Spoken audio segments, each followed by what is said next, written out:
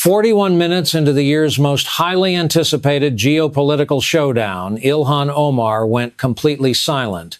It was not a brief hesitation, nor a mental reset to pivot her argument. She stared straight down at her lectern, glanced at the moderator, and uttered the exact phrase that would dominate every morning screen across the nation: "I'd like to move on." Marco Rubio simply angled his head, offered a smirk, and replied, "No." Here is the precise sequence of how that moment arrived. Fox News had engineered their Washington studio specifically for this atmospheric clash. Two stands positioned 40 feet apart, a live audience of 400 attendees, and an estimated 62 million spectators tuning in from living rooms, military bases, local community centers, and corner diners where the channel permanently stays on news networks until a patron demands a change, and nobody ever demands a change. Ilhan Omar walked out first. She appeared exactly as she always does on camera, the calculated look of a progressive icon who invested nearly an hour ensuring she seemed utterly effortless. The tailored wardrobe was immaculate, the signature headscarf was perfectly styled, and the practice grin was the exact same weapon that had propelled her from grassroots community organizing to the halls of the United States Congress. If the evening proved successful, that identical smile was meant to carry her straight into a future high-profile leadership campaign launch. She opened the battle exactly according to her team's playbook. Looking directly at Rubio, she gestured with an open palm and delivered the exact talking point her communications director had crafted mid-flight. Standing across from me is a man who routinely rubber stamps military interventions and sanctions that devastate foreign populations, yet he believes he should lecture the rest of us on human rights. But I am here. I showed up. Let's converse. The crowd delivered the polite, moderate applause she anticipated. Omar absorbed it like oxygen validation of her own ingrained self-belief. For the ensuing 90 seconds, she executed her political craft flawlessly. She rapidly fired off statistics: the billions spent on foreign defense allocations, the impact of economic blockades on civilian infrastructures, and heavy criticism of border enforcement funding. She slammed Rubio's hawkish policies as a penalty on global stability and mocked his committee resolutions as mere theatrical stunts for the press.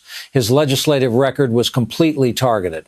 The rhythm was completely engineered. Every single sentence dropped on a precise downbeat, mirroring a woman who had extensively rehearsed her performance in a mirror and deeply admired the reflection. Rubio remained planted, both hands gripping the lectern. He offered no interruptions. He did not shake his head. He did not reach for a glass of water. He observed Omar much like a driver watching a stranger steal their parking space, patient, slightly entertained, waiting for the charade to end to deliver reality. Once Omar paused, Rubio allowed a heavy 3-second silence to hang. In a room wired with 40 live microphones, 3 seconds is an eternity. "Are you finished?" he asked. He didn't pause for a reply. "Because I want to discuss a private gathering. A very specific closed-door fundraiser, Ilhan, one you know intimately well." The 6th of November 2022, Rubio stated. The delivery was entirely flat, identical to an accountant reading a ledger. Zero theatrics, merely the numbers. The luxury waterfront estate, Miami, Florida. You sat down for a multi-course gala alongside 12 individuals. Foreign energy brokers, elite corporate lobbyists. The chief strategist of an international trade conglomerate sat immediately to your right. Their personal regulatory lobbyist flanked your other side. Tens of thousands of dollars a plate, and that excludes the luxury transport, ignores the private security upgrades, and skips whatever political deals you brokered between dishes. Rubio paused, locking eyes with the audience. Nobody spoke about austerity. The doors were sealed shut because your gathering was excessively exclusive. The security detail had to slide the glass dividers closed to stop the public from seeing who was whispering in your ear. That is how closed your party was. You were having the time of your life. He let the visual linger in the air. Then his tone shifted, dropping deeper, losing all volume. Now, I want to tell you about a woman who missed out on that luxury gala. Down in the 4th row of the studio, a silver-haired woman sat up rigidly. She had no idea this was coming. Nobody on staff had warned her. Her name is Fatima Al-Hassan. She operated an independent artisanal textile and import shop in Minneapolis, Minnesota, not Miami, Minneapolis, your very home district, Ilhan, the city where you go to collect votes. Fatima launched that small business in 1997. She prepared fabrics and managed shipments 7 days a week for 24 uninterrupted years. She brought up 2 children working behind that counter. Her daughter, Sophia, was a sophomore at the University of Minnesota when your broad, sweeping international banking sanctions completely froze the global supply networks. Rubio abandoned his notes, piercing the camera lens directly. Fatima did everything the federal laws ordered her to do. She installed compliance software. She purchased expensive international verification sets. She slashed her workforce from 12 to 4. She submitted every required customs permit and obeyed every single trade rule you and your committee drafted. And you drafted countless rules, Ilhan. You instituted so many confusing compliance regulations that Fatima had to hire expensive legal counsel merely to figure out which banking channels were active on which days. Then, your blanket financial freezes banned international transactions completely, and Fatima lost everything. 24 years eradicated, not due to her own failure, but because you're sweeping non-targeted regulations decreed. She wasn't allowed to import fabric from her homeland during the exact same week you dined with international trade brokers. Omar leaned into her microphone, her tone polished and slick, the exact cadence of a politician relying on rehearsed muscle memory after answering the identical question before. I have addressed that fundraising event openly and frequently. I appeared on nationwide broadcasts. I labeled the optics an error. I claim total accountability. That chapter is definitively closed. Rubio offered a slow, deliberate nod, the reaction of a man who anticipated that exact PR defense. You apologized for the dinner, Ilhan. I watched it. A highly polished, very nice apology. But you never apologized to Fatima? You never dialed her number? You never traveled through Minneapolis to stare at the vacant building where her shop used to operate. You apologized directly to the television cameras, never to her. He wasn't done dismantling the incident.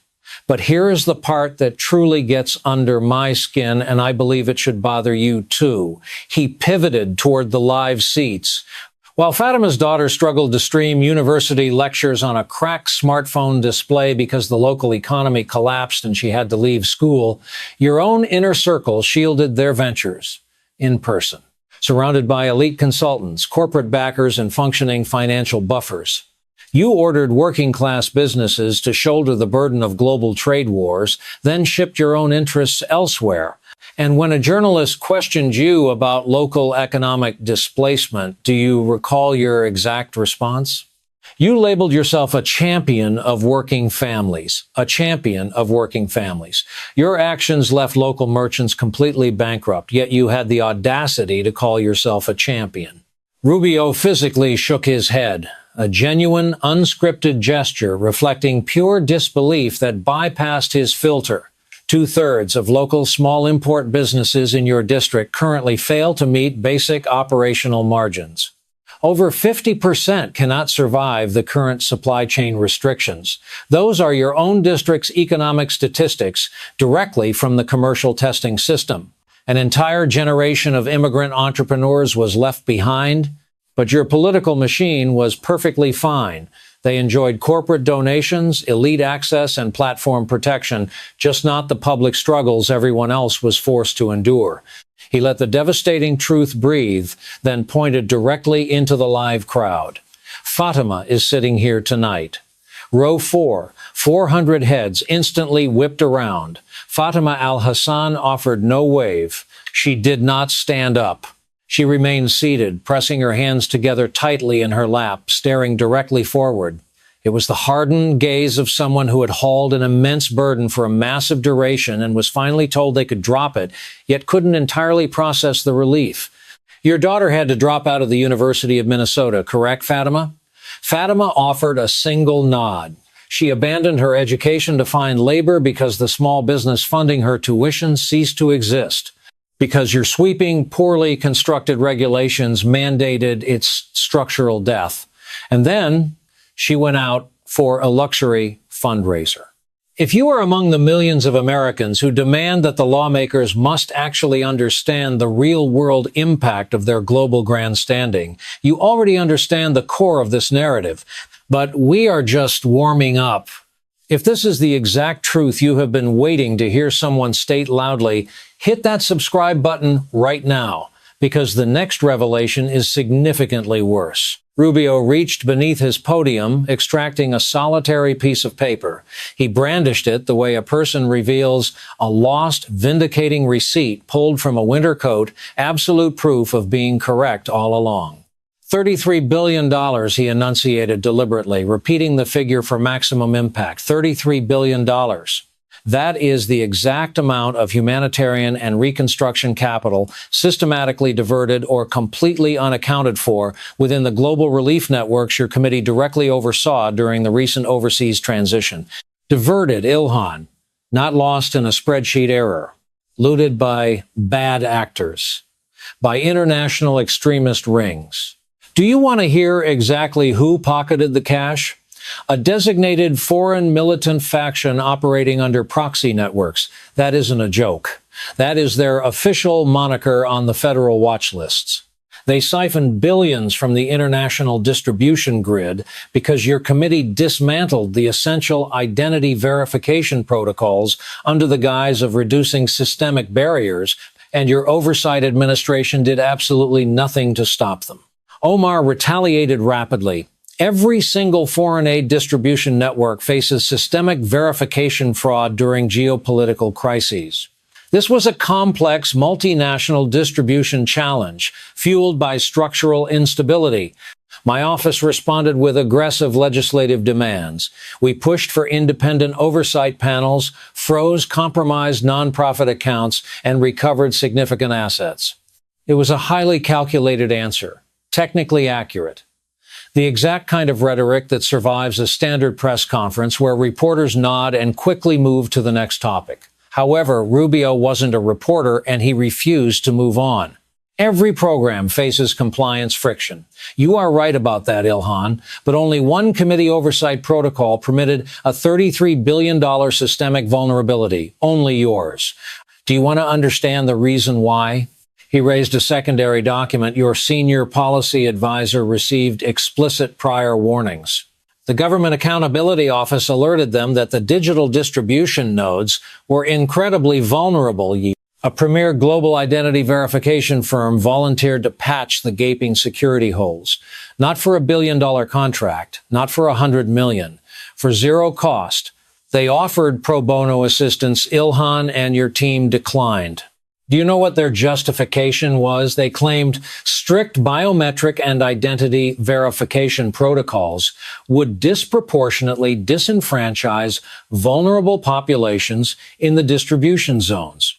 Therefore, in a misguided attempt to protect equity metrics, your team permitted international criminal syndicates to rob the taxpayers totally blind, and your response was to promote them. You exported that exact chief of staff to lead a national policy coalition and told the administration they should command the entire distribution strategy. He dropped the page and instantly retrieved a third. Do you want to comprehend how awful the situation became? Your oversight framework distributed payouts to phantom entities listed on international watch lists. Individuals operating from illicit border camps collected federal humanitarian vouchers. The system actively approved a massive financial transfer to an applicant whose identity was flagged as an outright fraudulent alias under standard security sweeps. That is not a punchline. That is a verified security failure on an officially cleared distribution stream under your watch. Fraudulent accounts secured massive paydays while international militant networks walked away with $26 billion out of the total $33 billion. $26 billion vanished into underground networks financing illicit activities, human trafficking rings, and active operations against United States interests. Your relaxed oversight infrastructure essentially bankrolled America's enemies. Down in the fourth row, Fatima al-Hassan's hands shifted from her lap to the armrests. She gripped them with immense pressure now, triggered not by rage, but by traumatic memory. She had submitted her own emergency commercial relief application in March 2021, the exact week she shuttered her textile shop. She meticulously filled out every form. She attached every required document. Yet, the complex federal compliance system arbitrarily blocked her small business claim. She dialed the Small Business Administration and Treasury hotlines every single morning at precisely 8:00 a.m. for 4 consecutive months. She never reached a human operator 0 times. The phone would ring, trigger a recorded prompt, and immediately sever the connection. She attempted contact 119 times. She kept a rigorous tally in a notebook, falsely believing a bureaucrat would eventually demand evidence of her diligence, and she wanted to be prepared. Nobody ever asked. Rubio intuitively understood this dynamic. His next strike bypassed Omar entirely, beaming straight into the lenses, targeting 62 million Americans on their couches. International syndicates secured their funding within 48 hours. Fatima waited 4 agonizing months and never received a single callback. Not one. She dialed 100 times, speaking exclusively to automated machines. But fraudulent shell companies sailed right through your weakened security checkpoints. He abandoned the documents, planting his palms flat on the podium. And here is the ultimate insult. When the dust settled and the massive foreign aid fraud was exposed, every single other agency that accepted federal compliance mandates settled their accounts. All of them. 21 oversight committees implemented strict structural reforms. 20 successfully protected their distribution streams so their local taxpayers wouldn't get slammed with structural deficits. Your office completely failed to do so. Your home district currently faces massive economic commercial flatlining. And who absorbs that punishment? Not you. Local business owners. They are actively paying triple the standard insurance and commercial property levies right now because you mismanaged international trade mandates, permitted bad actors to loot the distribution channels, and forwarded the invoice to the exact people who were already fighting for survival. He glared directly at Omar. That is your version of governance, Ilhan. Transnational criminal networks receive funding, working citizens get a dial tone, and the invoice is shoved onto whoever remains. Rubio allowed the heavy atmosphere to stabilize before sharply changing direction. It was the maneuver of a man seamlessly expanding a targeted strike into a massive bombardment. Let's review exactly who still operates commercial enterprises in your district, because that list gets noticeably shorter every single year. He required 0 notes for this barrage. 1.7 million square feet of commercial retail space has been completely abandoned since 2020. That isn't an estimation. That is raw commercial real estate data. 1.7 million. Do you comprehend what that level of commercial economic desert looks like? That equates to the total economic footprint of an entire thriving manufacturing city. Your local policy environment managed to bleed out an entire engine of growth. He began tallying the corporate and small business casualties on his fingers. Major logistics firms gone, relocating headquarters to business-friendly states. Traditional manufacturing hubs gone. Independent shipping providers gone. Generational local mainstays gone. You alienated an entire commercial ecosystem that functioned basically as the economic backbone of your community. He elevated his hand once more. Commercial moving indices publish an annual review detailing which urban districts feature more businesses exiting than arriving. Your district has occupied the absolute bottom tiers for consecutive years. Businesses aren't traveling out of state for temporary expansion. They are packing up their capital permanently. He stripped all remaining amusement from his pitch. And why exactly wouldn't they leave? A standard commercial lease in your urban center currently demands astronomical compliance costs. That is the median baseline price, not a luxury corporate high-rise. A basic storefront. You force them to navigate double the national average for local regulatory burdens. Your localized commercial structures alone will face massive tax hikes by next year. Forbes magazine ranked your local commercial viability at the lowest levels for consecutive periods, meaning every single year you've held influence over these committees, the commercial environment remained incredibly hostile to launch an independent business. Every single year, zero exceptions. He locked onto Omar. When you claimed your committee influence, your district boasted a significant commercial investment overflow. Do you realize what your ledger shows today? A cratered economic deficit, depending entirely on whose counting methods you trust. And given your track record on basic accountability, I sincerely doubt anyone possesses the authentic data. He paused, lowering his volume. Fatima evacuated too. Were you aware of that? She relocated to a distant suburb out of state. She currently occupies a modest single-bedroom apartment and labors at a corporate retail chain where she has zero equity. She packed up her textile legacy, 24 years of local history, and bolted. She didn't flee to escape the weather. She fled because your policies made it financially impossible to survive in the community where she constructed her life. He re-engaged the cameras. Citizens don't abandon their livelihoods willingly. They flee because leadership creates a toxic environment. If Fatima's trauma resonates with you the way it impacts this live room, do me a favor, share this broadcast with someone who needs a wake-up call. Forward it to anyone who recalls when our local communities thrived. Because Ilhan Omar is terrified of what I am about to drop next. The impending statements entirely shattered the studio's climate. Previously, the barrage heavily focused on policy failures, broken systems, and raw economics. What followed was a precision strike directly targeting Omar's hand-picked inner circle. Let's analyze your staff, Ilhan. Let's specifically examine your chief political directors. Omar's chin subtly elevated.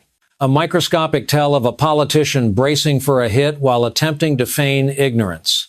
Your closest campaign strategists and advisors, the individuals steering your operations every single day, slapped with dozens of federal campaign finance and ethics indictments, multiple counts, banking discrepancies, wire fraud.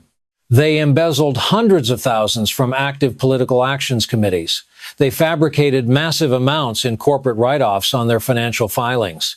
This was the apex advisor stationed right outside your door dictating the deployment of your political influence. He let the luxury item references from the investigative filings hang heavily in the air. Tens of thousands of dollars spent on lavish personal lifestyles using diverted capital. They blew astronomical amounts on personal luxury travel and excursions. And this was the inner circle preaching to working-class Americans about equity and corporate greed. Fatima al-Hassan spent months grinding to earn a fraction of that amount. When the feds finally caught your advisors, do you remember your official statement? You claimed you would deeply miss their insight, tenacity, and big heart. A big heart. That is your official description of individuals financing personal luxury with illicit funds. Yet Fatima, who labored 7 days a week for 24 years without stealing a single dime, received absolutely nothing from your committee office. Fatima was awarded a locked compliance phone line. Omar aggressively stepped to her microphone, and for the absolute first time all night, her vocal tone projected a raw, unscripted hostility. I am going to stop you right there. Those individuals acted entirely on their own, outside the scope of our official legislative duties. I have routinely broadcasted my demand for absolute ethical perfection from my team, but I refuse to absorb morality lectures on integrity from a man whose own political action committees are backed by massive defense contractors, whose close corporate allies have faced historic regulatory fines, and who currently stands on this stage preaching about integrity, while his own hawkish platform bankrolls global conflict blocks. The studio dynamic visibly shifted. Omar's loyalists found their vocal cords. Sporadic but intense cheering erupted from the left flank of the audience. It wasn't massive, but it was aggressive. For a fleeting 5-second window, the debate momentum wavered. Omar braced her posture, her jaw firmly locked in place. She embodied a warrior who finally located the street fight she anticipated. Rubio didn't flinch. He waited effortlessly for the clapping to completely fade. When he resumed, his delivery was a terrifying, icy whisper. When corporate actors violate the law, they face massive federal enforcement actions and judicial compliance. That is the definition of accountability. When your top lieutenant violated ethical mandates, you declared them irreplaceable. That is the fundamental difference, Ilhan. When standard actors fail, they face the full weight of the justice system. When your crew fails, you memorialize their big heart. The applause from the left flank instantly evaporated. But since you decided to introduce the topic of integrity, let us evaluate your broader nonprofit and consulting alignments.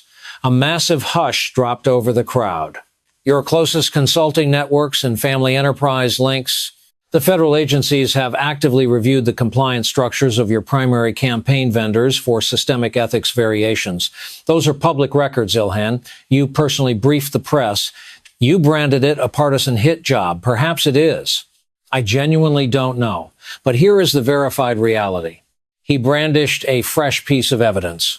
Your preferred consulting entities and allied nonprofit projects absorbed upwards of hundreds of thousands of dollars in contributions from major political organizations, heavily lobbying your specific committee. Mega interest groups requiring legislative favors from your foreign policy positioning are aggressively writing checks to your aligned networks. Furthermore, your closest operations have personally banked millions in consulting fees from those exact political structures over the past decade. He discarded the sheet. However, my absolute favorite is the specialized carve-outs in your proposed trade legislation. You vividly recall those legislative provisions, Ilhan. You co-sponsored a sweeping bill aggressively boosting international compliance mandates on standard independent importers. Every single small-scale merchant within your state was forced to comply, with one glaring exception. A specialized global logistics conglomerate secured a magical compliance loophole, and the most prominent executive of that logistics firm coincidentally happens to be your personal major financial donor and longtime political ally. He faced the viewers directly. Draconian rules for Fatima, golden exemptions for your political friends. Fatima faced a forced compliance bottleneck while sliding into bankruptcy. The massive logistics corporation bypassed the pain entirely because the owner enjoys elite access to your legislative circle. The onslaught continued. You obliterated billions of dollars in federal allocations under the banner of community revitalization and local economic security. The net result? Commercial vacancies in your district exploded by significant margins, upwards, Ilhan, not downwards, upwards. Your local urban center harbors massive operational hurdles, yet warehouses a disproportionate percentage of structural business failures. Your own oversight auditors confessed you possess zero tracking mechanisms to trace where those localized revitalization grants actually went. Billions of dollars, and you cannot physically articulate to the taxpayers what concrete economic goods or services were procured for the community. You cannot explain it because you fundamentally do not know. He paused, layering a trace of pity into his delivery. Back when you first entered public office, you swore an oath to revitalize the local economic corridors. That was years in the past. You continue to swear the exact same oath. The vacancies persist. The commercial decay persists. The economic tragedy persists. Annually, your preferred programs consume more tax capital, and the local structural failure magnifies. At a specific juncture, the debate shifts from whether the policy is failing to whether the structural failure is actually the intentional policy. He precisely squared the documents on the wood, the calculated tell of a prosecutor finalizing the kill shot and maintaining a neat record. Let us calculate the grand total. $33 billion diverted or completely unaccounted for within your oversight grid. Billions torched on localized grants with absolutely nothing to show. A senior political advisor facing severe ethics indictments, an aligned consulting network dodging continuous regulatory compliance inquiries. A major megadonor handed a sweetheart legislative trade exemption, 1.7 million square feet of commercial flight, an economic layout completely inverted from surplus to deficit. He locked onto Omar. And you want a promotion? This was the promised climax. At the 4 1-minute mark, the studio rigging felt blinding, or perhaps the contrast heavily shadowed Omar's features. Ilhan Omar stared strictly down at her podium. Meticulous notes rested there. Her handlers burned 3 weeks constructing defenses, pivot lines, and counterstrikes, categorized by subject matter, completely color-coordinated, complete with handwritten cues for artificial emotional reactions noted in the margins. Not a single page accounted for this level of destruction. Nothing could insulate her because a scripted defense vaporizes when the authentic reality possesses a name, a face, and occupies the fourth row, staring directly at your soul, watching you struggle. She grasped her tumbler, took a sip, and placed it down. The sharp clink of crystal against the timber was the sole sound echoing in the studio. Then she addressed the moderator. "I'd like to move on." The words emerged steady but totally hollow. It echoed the tenor of a swimmer trapped in a rising tide who just felt the freezing water clear his chest. Every single soul in attendance clocked the massive tonal shift from her confident opening monologue 70 minutes prior. That initial voice was pure theatrical performance. This current tone was pure mathematics. The internal math dictated, every sentence I say from this point forward will exponentially worsen the damage. Rubio simply tilted his head, the exact same angle from the intro, the identical smirk, yet infinitely heavier. It was the expression of an operator who took significantly less joy in the execution than history would later assume he did. No. One single syllable. The room froze. "You don't get to move on, Ilhan. Fatima didn't get to move on. She is seated right there. She is paralyzed because her small business is a vacant shell sporting a commercial lease banner in the window. The small merchants who fled your district cannot just move on because they were forced to liquidate assets at massive deficits to reboot their lives in territories that don't penalize commercial ambition. The household stripped of vital relief checks by international cyber thieves and proxy networks cannot move on because nobody answered the ringing compliance phones." He inhaled deeply. When he unleashed the final blow, the theatricality vanished. The aggressive brawler vanished. Only a lethal, stripped-down resonance remained. "You broke your district's economic foundation, Ilhan, and you want to dictate national policy next." 9 devastating words. They struck with the finality of a slamming door when an occupant exits a room and both parties silently acknowledge the departure is permanent. Omar remained anchored to her station. She offered zero rebuttal. His right hand instinctively reached for the water glass, elevated it halfway, then returned it untouched. The faint thud of the glass carried cleanly across the silent tension of the room. The anchor glanced at both competitors, checked the timer, and stared up at his control room personnel through the glass canopy. "We'll take a break," he commanded. Not a single spectator shifted during the commercial. 0 cell phones were checked. The 400 live attendees remained locked in their seats, staring directly at the stages, desperately attempting to mentally process the massacre they just witnessed. It ceased being a political debate a long time ago.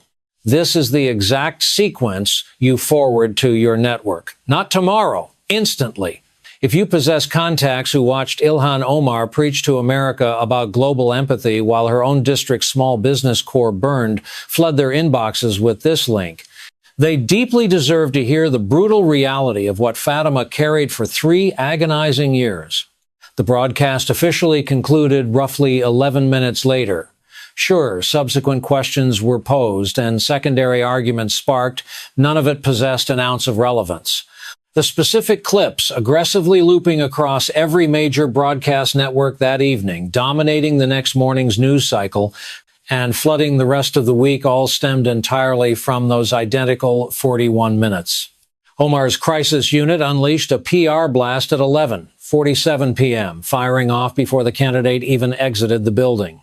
The memo dismissed Rubio's assault as a political stunt filled with structural distortions designed to distract from his own hawkish record of foreign intervention and corporate alignment.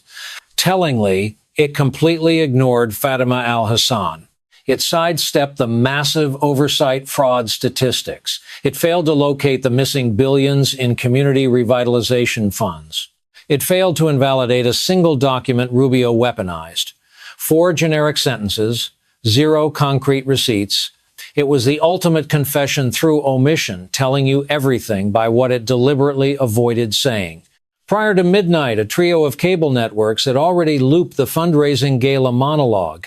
Come sunrise, every competitor followed suit, heavily featuring the Fatima dynamic.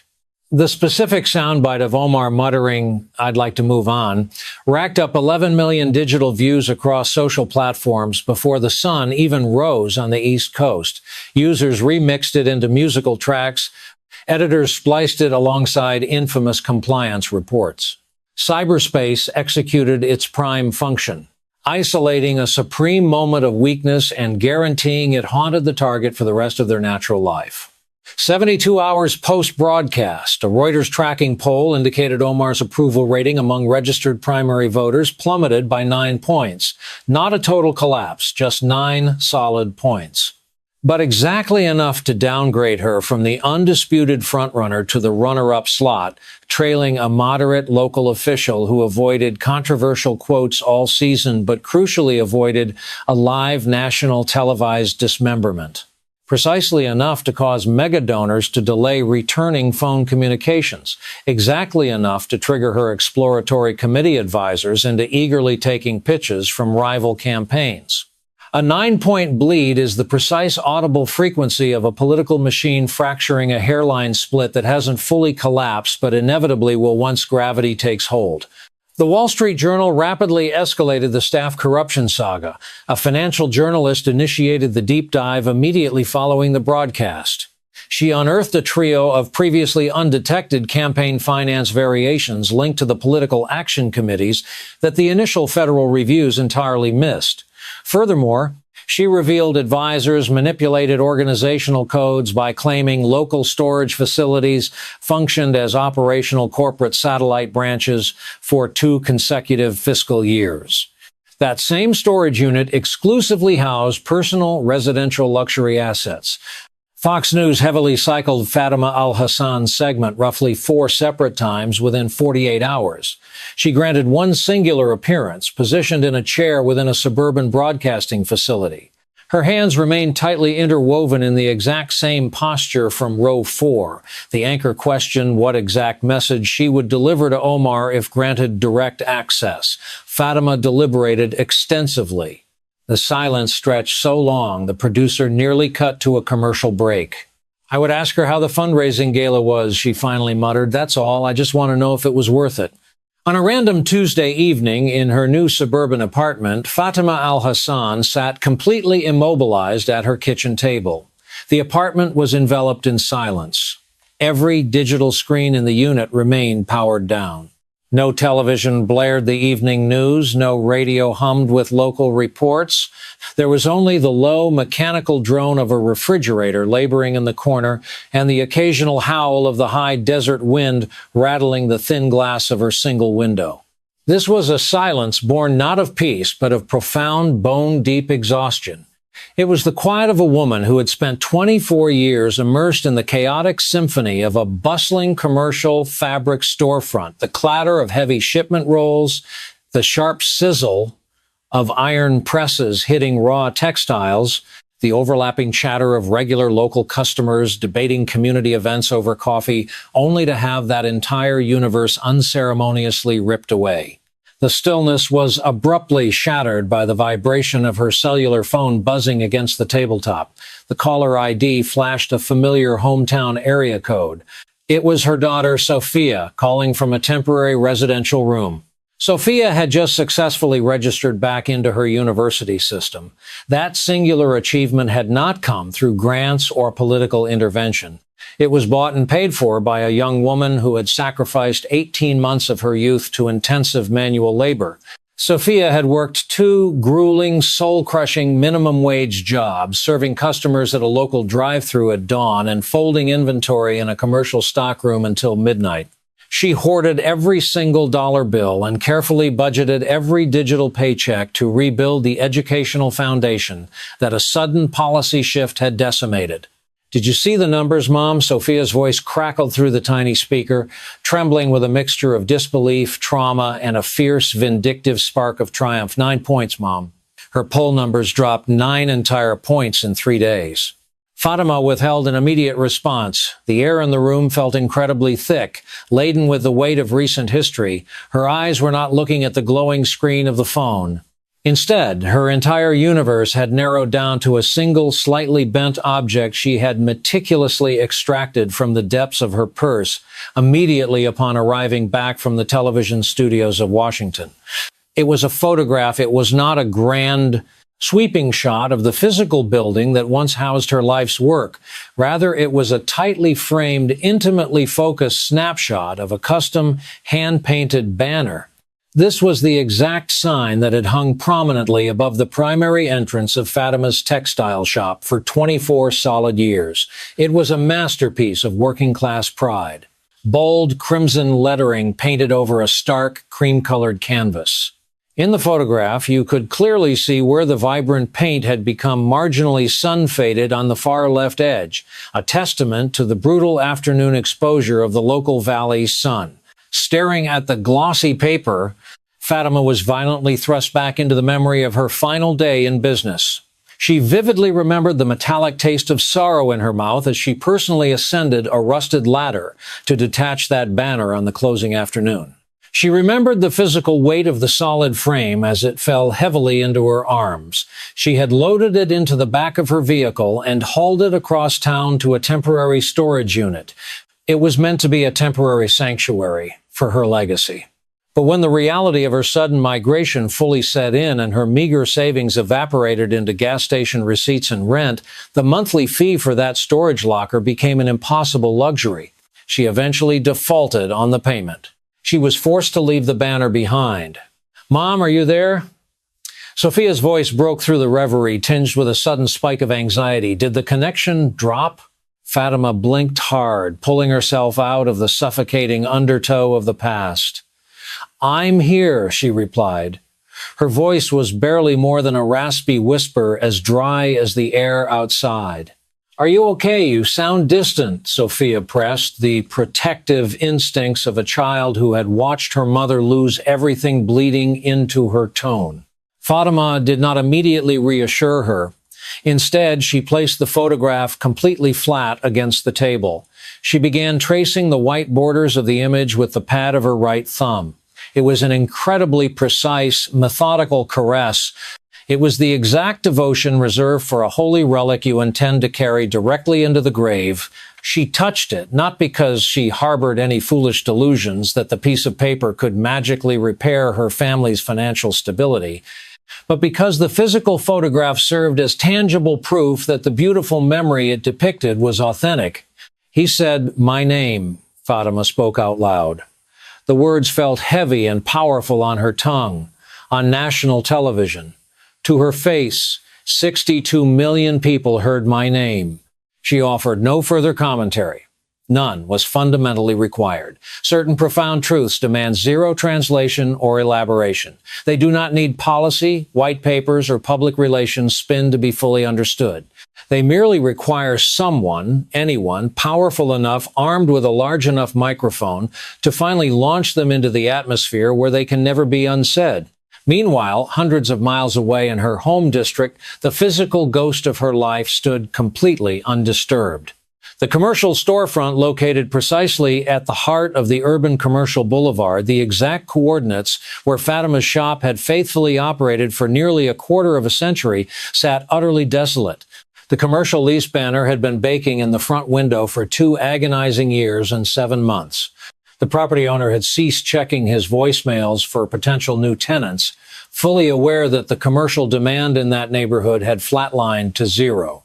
Peering inside through the layer of grime coating the plate glass, observers could still clearly spot the exact workstation where Fatima had tirelessly managed shipments for generations of working families. They could easily see the precise rectangular zone on the faded drywall where the local merchant association had proudly tacked the elite membership grade annually since the doors opened in 1997. And most hauntingly, they could observe the faded phantom outline directly above the entrance where the custom hand-painted banner had previously hung. The exposed brick underneath that rectangular shadow was distinctly lighter than the surrounding masonry. The brutal seasonal sun had bleached every single square inch of the building's exterior except for the protected patch of wall that Fatima's sign had faithfully shielded for over 2 full decades of service. It was a physical testament to a reality. Certain societal scars are permanent, baked into the very foundation of a city. Specific neighborhood tables will remain vacant forever, impossible to replace. And certain names, once they are finally spoken out loud on a stage of that magnitude, will refuse to ever get quiet again.